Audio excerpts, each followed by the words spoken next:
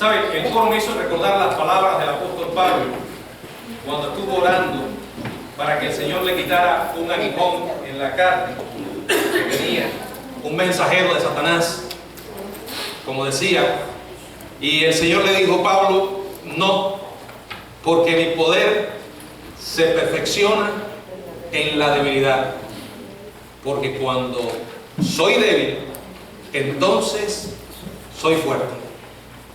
Y ustedes dirán: ¿y por qué el coro le hizo recordar eso? Porque ustedes se dieron cuenta, el coro estaba bastante diezmado. Algunos hermanos están enfermos, otros están de viaje, y relativamente, comparándolo relativamente con otras cantatas, eran mucho menos. Sin embargo, el poder de Dios se perfeccionó en esta alabanza. Déjenme decirles, para la gloria del Señor, el mensaje estuvo muy claro. Cantaron muy bien, para la gloria de Dios. Esto es una lección de que no es nuestras capacidades, sino el poder de Dios. Ustedes proclamaron el mensaje de la resurrección, y ese es el mensaje que el pueblo de Dios tiene la responsabilidad de proclamar, no solo ahora, sino siempre. De hecho, porque Cristo resucitó, existe la iglesia cristiana. Nos reunimos como pueblo de Dios para adorarle. Y en segundo lugar, porque Cristo vive, tenemos la responsabilidad de ir al mundo a compartir este mensaje de esperanza. El cristianismo es esperanza, porque nuestro Señor, nuestro Dios, es un Dios que está vivo y vive por los siglos de los siglos. Y la mayor evidencia de que Él vive es que cambió y transformó mi vida y la tuya y la vida de millones de seres humanos sobre la faz de la tierra. Qué bueno es poder vivir con esperanza en un mundo sin esperanza. Qué bueno es hablar de la luz en un mundo oscuro. Qué bueno es poder ir a las personas más tristes y más perdidas y decirles que son importantes para Dios. Tan importante que envió a su Hijo a morir por ellos también. Tan importante que ese Cristo no solo murió, sino resucitó. Mi pregunta es: ¿estamos realmente nosotros creyendo en un Dios vivo?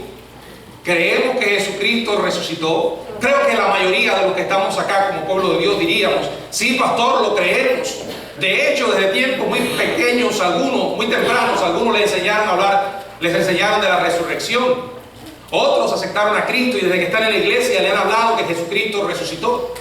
Pero por alguna triste razón, muchas veces actuamos como si Jesús no estuviera vivo. O sea, lo que sabemos con la mente no ha descendido del corazón. Alguien dijo una vez estas palabras: no hay hecho en la historia con evidencia tan abrumadora en cuanto a que ocurrió como la resurrección de Jesucristo. Cuando decimos que creemos en Jesucristo y creemos que Él está vivo, no estamos haciendo algo ilógico e irrazonable. La resurrección de Jesucristo es un hecho histórico con muchísimas evidencias, y acerca de eso me gustaría compartir brevemente la palabra de Dios en esta tarde. Padre, gracias por la oportunidad de usar este lugar para traer tu palabra. Gracias, Señor, porque tú estás aquí, conforme a la promesa de tu palabra: donde estén dos o más reunidos en tu nombre, tú estás. Gracias porque cuando salgamos de aquí, tú también estarás con nosotros. Gracias porque lo harás para siempre, conforme a la promesa de tu palabra, que estarás con nosotros todos los días hasta el fin del mundo. Padre, en esta hora hay personas en este lugar que han venido a escuchar esta cantata. Probablemente algunos sea la primera vez que han estado en una iglesia. Quizás otros han estado varias veces.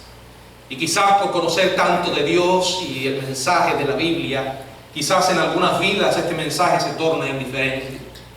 Señor, yo te pido en esta hora que con el poder de tu Espíritu Santo, ese mismo Espíritu que levantó entre los muertos a Jesús, pueda dar vida a los corazones que están aquí y no te conocen. Señor, ilumínales a través de tu palabra para entender de tu amor y de la necesidad que tienen de creer en Jesucristo. Te lo suplicamos en el nombre de tu Hijo amado. Amén. Creer en la resurrección es creer en el Evangelio. Rechazar la resurrección de Jesús es inventar otro evangelio, es inventar otro Jesús. Es un Cristo de la imaginación humana. Mucha gente dice creer en Jesús, pero el Jesús en el cual ellos creen es un Jesús que se han creado a sí mismos. Es llamar mentiroso a Dios, porque se niega a creer su testimonio, como dice la palabra, el testimonio acerca de Jesús, según Romanos 1:4, que fue declarado Hijo de Dios con poder, según el Espíritu de Santidad, por la resurrección de entre los muertos. La resurrección de Jesucristo es la evidencia, es la confirmación de que todo cuanto Jesús dijo y enseñó fue cierto. Demuestra que Él era quien dijo que era. Él vino a esta tierra trayendo un mensaje de parte de Dios a los hombres y llegó a decir: el que me ha visto a mí, ha visto a Dios. Yo y el Padre uno somos. De manera clara manifestó que era Dios. Si todo hubiera terminado en una fría tumba, entonces Jesús habría sido el impostor más grande que ha conocido la historia. Sin embargo, para la gloria de Dios y para esperanza de todos aquellos que creemos en Él, Jesús se levantó entre los muertos. El mayor problema que tiene la humanidad para rechazar a Cristo, para no creer en su resurrección, es explicar el hecho de una tumba vacía. Y no voy a entrar aquí a explicar las teorías que el hombre ha estado inventando para tratar de explicar la tumba vacía. Solo les voy a decir que hay una que es la más razonable para aceptar. Solo hay una, aparte del hecho de que resucitó. Solo hay una que es la más razonable. ¿Y saben cuál es? Que aquel primer día de la semana el cuerpo de Jesús fue robado. De hecho, mucha gente cree eso. De hecho, esa fue la teoría original. Después se inventaron otras, como que Jesús realmente no murió, que lo que experimentó fue un desmayo y cuando estaba allí en la tumba se levantó, y muchas cosas más, que los discípulos estaban alucinados y todo lo que vieron fue producto de eso. De verdad son historias muy fantasiosas. Aparte de aceptar el hecho de la resurrección, de que verdaderamente Él resucitó, solo hay una que tiene la mayor, podríamos decir, lógica o la más razonable para aceptar: que el cuerpo de Jesús fue robado. Si usted va allí al Evangelio según San Mateo, en el capítulo 28, esa fue la teoría original. De hecho, dice la palabra que mientras iban, Mateo capítulo 28, ellas iban, he aquí uno de la guardia fueron a la ciudad y dieron aviso a los principales sacerdotes de todas las cosas que habían acontecido. Y reunidos con los ancianos y habido consejo, dieron mucho dinero a los soldados, diciendo: decid vosotros, sus discípulos vinieron de noche y lo hurtaron, estando nosotros dormidos. Y esto, si esto lo oyere el gobernador, nosotros le persuadiremos y os pondremos a salvo. Y ellos, tomando el dinero, hicieron como se les había instruido.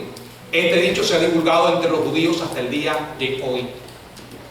Esa fue la teoría original. Estos religiosos, estos sacerdotes, como dice la palabra, principales sacerdotes, sabían que Él había resucitado. De hecho, recibieron la noticia. Los guardias que habían presenciado aquel espectáculo sobrenatural fueron a ellos y le dijeron lo que había ocurrido. O sea, no era un problema difícil de aceptar intelectualmente, era una realidad, se había producido, y sin embargo el corazón humano se negaba a aceptar esto. Porque el problema del hombre para aceptar a Dios no es un problema intelectual. No se trata de que carezca de evidencias que le demuestren que Dios es real o que la resurrección se ha producido. No, sino que lo que conocen no les conviene. Porque si usted acepta la resurrección, tiene que aceptar que todo lo que dice la Biblia es verdad. Y parte de esa verdad es que usted es un pecador y que todo ser humano es pecador y que la paga por el pecado es muerte y que un día tendrá que reunirse con su Dios, crea o no en Él, y tendrá que dar cuenta de lo que ha hecho ante lo que Dios le ha hecho saber sobre el mensaje del Evangelio. Estas personas no estaban dispuestas a aceptar la historia. De hecho, el pasaje que tuvimos como lectura devocional presenta el relato de 3 encuentros que tuvo Jesús. Primero a María Magdalena, ¿verdad? Luego se le aparece a los discípulos, estaban reunidos, los 10, excepto Tomás y Judas, que ya había hecho la barbaridad que hizo. Y luego se aparece nuevamente, eso está en el Evangelio de Juan, a Tomás. Cuando ellos le cuentan la historia de que Jesús estaba vivo, él dijo: si yo no veo y no toco, no voy a creer. Y Jesús se le aparece y le dice: aquí estoy, mira, tengo carne y hueso, mira, aquí están las marcas. Entonces, cuando él dice Señor mío y Dios mío, hace una extraordinaria declaración. Y es interesante porque Jesús acepta esa declaración. Cuando él dice Señor mío y Dios mío, cambia la vida de Tomás. No solamente la vida de Tomás, la vida de todos aquellos hombres. Luego, cuando llegamos al libro de los Hechos, los encontramos proclamando el mensaje con una intrepidez extraordinaria, que nos parece que se trata de personas diferentes. Sobre todo Pedro, aquel hombre tan temperamental, que en tantos problemas se metía porque hablaba y después pensaba. Sin embargo, ahora lo encontramos proclamando con una autoridad increíble el mensaje de Jesucristo, dispuesto a dar su vida por el Evangelio. ¿Qué cambió la vida de aquellos hombres? ¿Creen ustedes que por una mentira habrían estado ellos dispuestos a vivir como vivieron? ¿Se habría experimentado la transformación que se experimentó? Aquellos principales sacerdotes habían recibido la noticia verdadera. Sin embargo, no estuvieron dispuestos a aceptarla. Dice que hicieron una reunión extraordinaria. Reunió a los ancianos, hubo un consejo y le dieron mucho dinero a los soldados. ¿Saben que los soldados hubiesen quedado dormidos en la guardia? Era un delito que se pagaba con la muerte. Sin embargo, alguien dijo una vez: todo hombre tiene su precio. No creo hasta qué punto será cierto eso, pero en algunos sí. Y ellos recogieron mucho dinero y le dijeron: tenemos que resolver este problema. Ustedes tienen que decir, sus discípulos vinieron de noche, lo hurtaron, estando nosotros dormidos. ¿Usted se ha puesto a pensar en esto? Aparte de leerlo. Pero lo interesante es que esta historia es la que mucha gente hoy cree. O que se lo robaron unos salteadores de tumba, o que se lo robaron los discípulos. Miren, si se lo robaron los discípulos, la evidencia posterior no confirma esto. ¿Se dejaría usted matar por una mentira, sabiendo que es mentira? ¿Estaría usted dispuesto a dar su vida por algo que sabe que no es real? Aparte de todo esto, los discípulos estaban bien ocupados ese día. Y lo primero era que no creían para nada de que Jesús fuera a resucitar. En ese momento ellos no lo creyeron hasta que no le vieron vivo. Ahora quiero que observen algo. Los otros salteadores de tumba que robaron el cadáver. Ahora, la pregunta que yo me hago: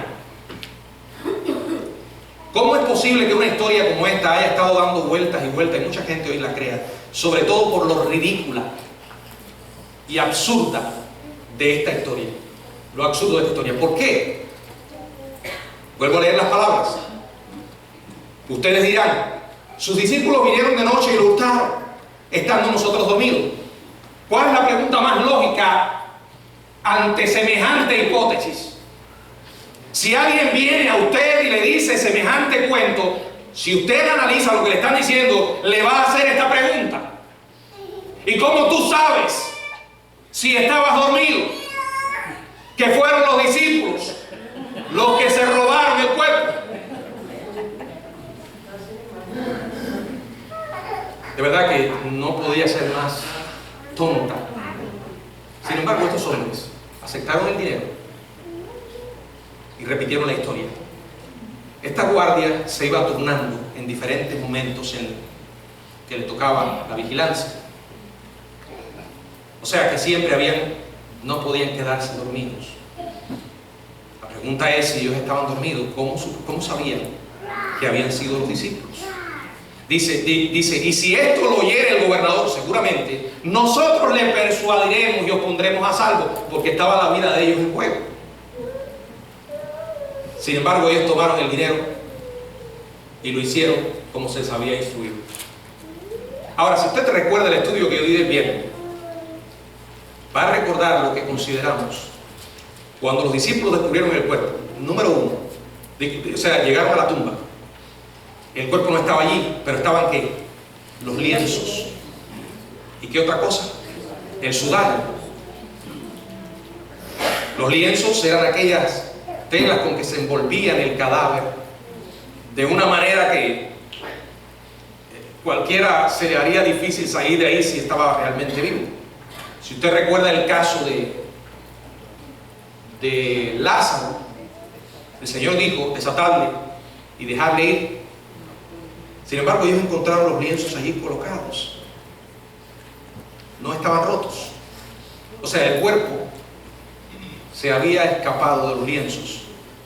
De la misma manera que a partir de aquel momento en que Jesús resucitó, su cuerpo adquirió ciertas propiedades que antes no había manifestado. Por ejemplo, los discípulos estaban reunidos aquel mismo día en la noche y Él entró con las puertas cerradas. Y segundo, ahí estaba el sudario. No creo que los ladrones se habrían tomado, número uno, en tiempo en quitar esas cosas. Si se habían llevado el cadáver, se lo habían llevado todo. Y mucho menos lo habrían puesto en orden como ellos lo encontraron. Y los discípulos, ni hablar. Sin embargo, esa mentira, que parece ser la más razonable, la única que puede realmente convencer a alguien, aparte de todas las otras ridículas, es a la vez la mayor evidencia de la resurrección de Jesucristo. Si usted mira, Juan y otros evangelistas se enfocan en testificar del testimonio de otros que vieron a Jesús resucitado. Mateo podía haberlo hecho, él podía haber contado alguna de estas historias. Sin embargo, aunque a nosotros nos pueda parecer poco pesimista, él eligió contar el testimonio de los enemigos de Jesús. ¿Y saben por qué? Porque a la vez esta iba a ser una de las mayores evidencias de que realmente Jesucristo había resucitado. Si usted analiza las veces que Jesús se aparece, podemos mencionar que hubo alrededor, entre la resurrección y la ascensión, las escrituras registran al menos 10 apariciones diferentes de Cristo.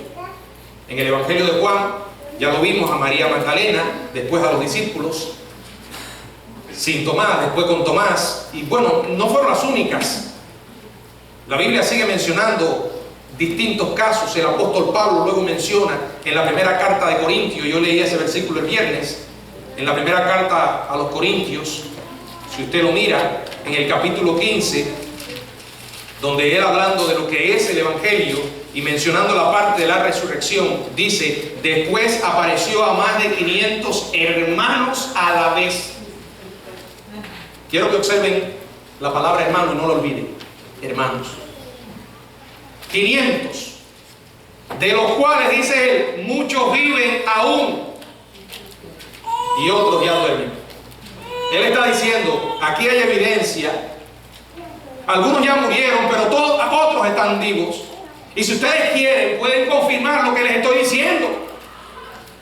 Ahora, todos los que se le apareció a Jesús eran cristianos. Solo a uno se le aparece que no era cristiano, Saulo de Tarso. Y ese encuentro con el Cristo resucitado transformó radicalmente su vida. ¿No se ha puesto a pensar por qué? ¿Por qué razón Jesús escogió a creyentes? Porque la manera a través de la cual una persona entra al reino de los cielos no es por los milagros. ¿Entendió eso? Hay mucha gente que dice como Tomás, si yo viera, creyera. Mentira. En los tiempos de Jesús mucha gente vio cosas extraordinarias que usted ni yo veremos jamás. Sin embargo, rechazaron deliberadamente el Evangelio. Mucha gente dice eso. Si yo hubiera visto al Cristo resucitado, si Él se me apareciera hoy a mí, entonces creería. Mentira. Los seres humanos actuamos de una manera diferente. En un momento puede que usted esté convencido, pero al final, porque aquí no se trata de las evidencias que podamos tener, de los milagros extraordinarios que podamos presenciar, se trata de que Dios nos dé la claridad para entender un mensaje que se acepta solo por fe. ¿Y saben cuál es? Este mismo pasaje de los Corintios, en el capítulo 15, dice el apóstol Pablo: porque primeramente os he enseñado lo que asimismo recibí, que Cristo murió. Pero después dice: por nuestros pecados. No se trata de solamente saber que Cristo murió. Quizás usted lo sabe. Esa historia se la han contado desde que era pequeño, ¿verdad? O la ha oído muchas veces. Pero la cuestión está: ¿usted cree que murió por sus pecados? Cuando uno cree que Cristo murió por sus pecados, está, número uno, aceptando que es un pecador. Y número dos, que como pecador no merece absolutamente nada de Dios.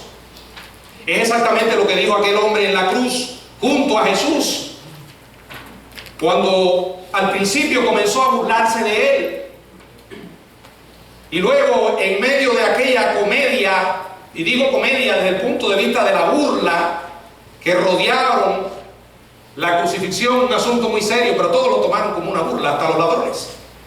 Se burlaban de él. Y de pronto uno de ellos cambia y se vuelve al otro y le dice: ¿no temes tú a Dios? Estamos nosotros en esta situación. Estamos aquí porque merecemos lo que hemos, lo que hemos hecho merece esto. Estamos recibiendo el castigo por nuestros pecados. Aquel hombre se reconoció por primera vez que era un pecador.